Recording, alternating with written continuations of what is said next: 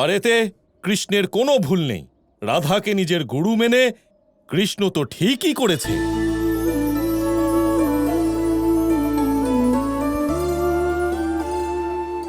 কিন্তু ঋষিবর, তুমি আমার কথার উপর আপত্তি প্রকাশ করছো? না না,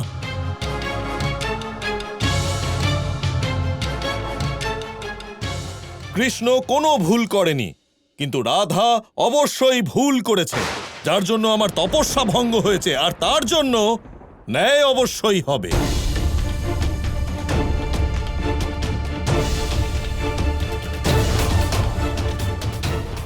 ঋষিবর, আপনি কৃষ্ণ, আমাকে আমার কর্ম করতে দাও। আপনারা সবাই এখান থেকে চলে যান। আমাকে রাধার সাথে একান্তে কিছু কথা বলতে হবে।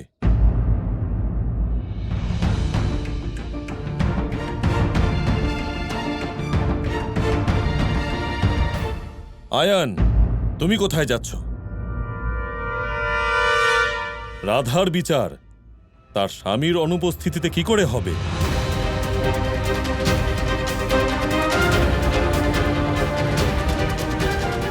আয়ান, আয়ান কেন?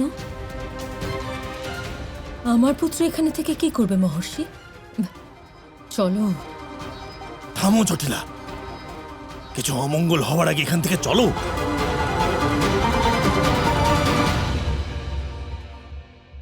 মা,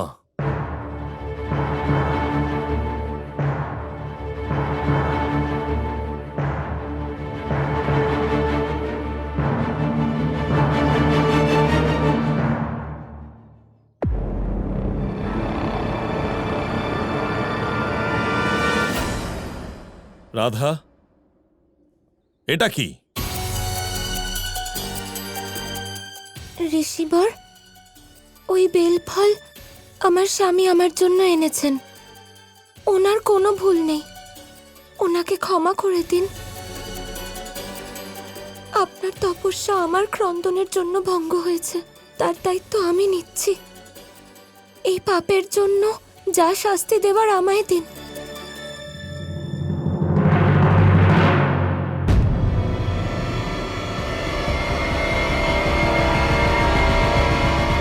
তাহলে ঠিক আছে রাধা, এই ফল গ্রহণ করো।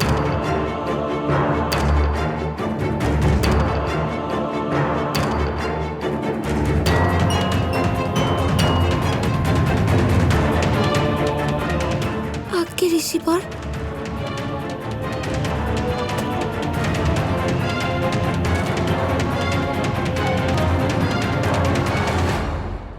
তোমার স্ত্রী ওই ফল গ্রহণ করতে চলেছে। তোমার কি এখনো কিছু বলার নেই? সত্যি বলো আয়ান, না হলে আমি তোমাকে ভস্ম করে দেব।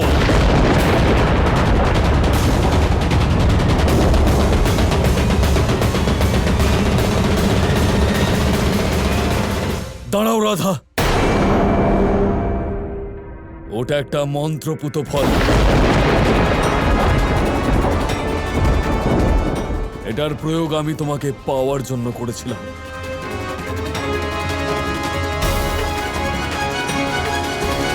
ঋষিবর, আমি আমার স্বামী অর্থাৎ গুরুকে এই কথা দিয়েছিলাম যে আমি এই ফল প্রথমে আপনাকে অর্পণ করব, তারপরেই এটা সেবন করব। আমি আমার কথা থেকে পিছুপা হব না, আমি এই ফল গ্রহণ করব।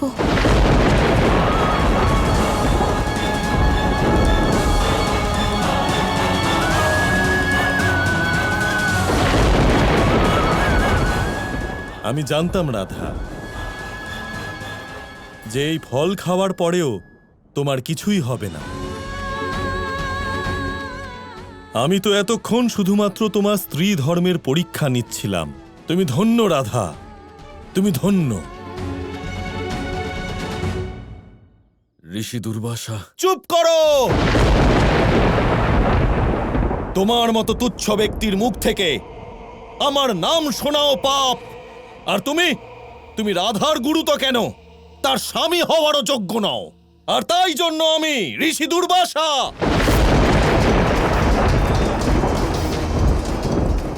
না না না ঋষিবর, এরকম করবেন না। ক্ষমা করে দিন আমাকে। আমার তপস্যা ভঙ্গ হওয়ার কারণ রাধা নয়, তুমি। তুমি ওকে বাধ্য করেছো ক্রন্দনের জন্য, ওকে আহত করেছো, তাই তোমাকে ক্ষমা নয়, শাপ দেব আমি, শাপ।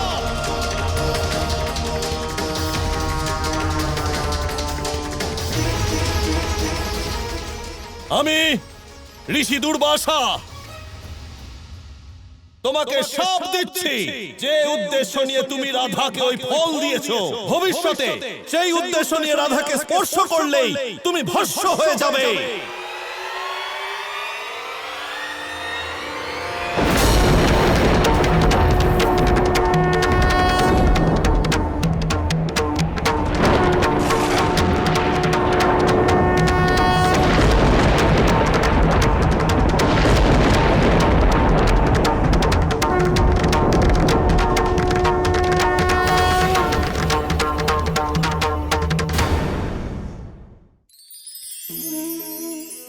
আমার ভালো করে মনে আছে, একবার একটা গাভী বন থেকে বেরিয়ে আমাদের বাড়ি চলে এলো।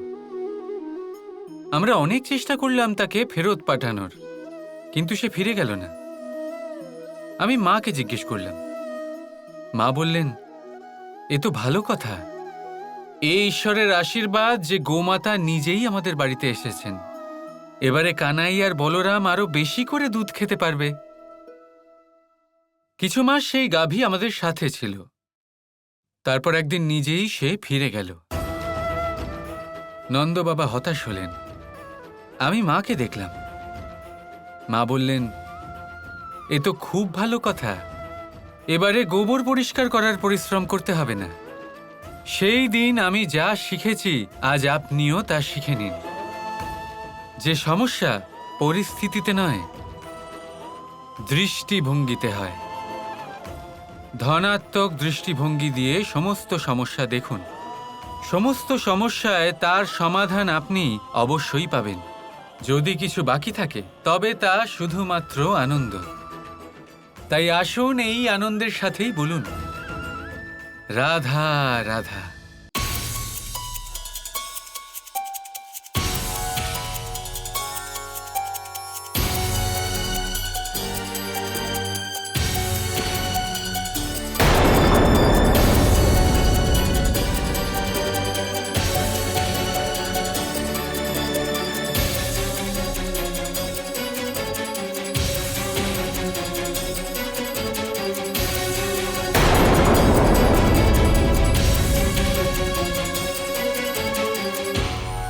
সবকিছু ঠিক আছে তো?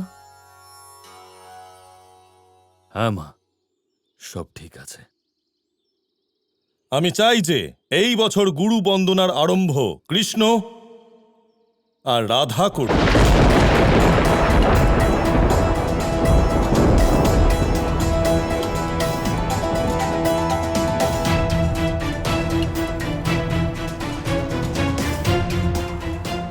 আর এই বন্দনার আয়োজন কন্যা রাধাই করবে।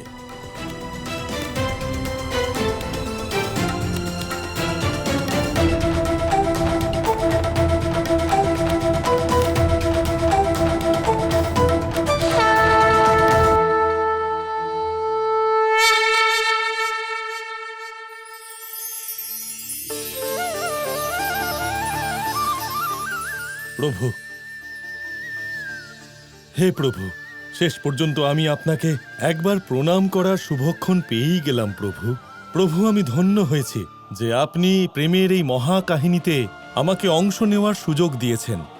আমার তো শুধু এটাই ইচ্ছা যে এই জগৎ সংসারকে প্রেম শেখাবার এই কঠিন কাজে আমার পুণ্য আপনাকে সাহায্য করুক প্রভু। আর সমস্ত ব্রহ্মাণ্ড রাধা কৃষ্ণের এই বিশুদ্ধ প্রেমকে অনন্তকাল অবধি মনে রাখুক।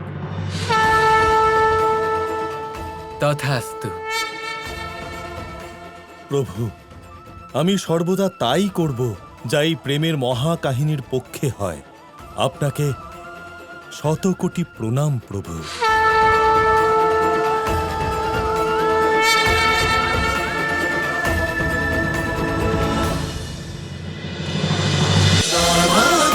Krishna Krishna Krishna Krishna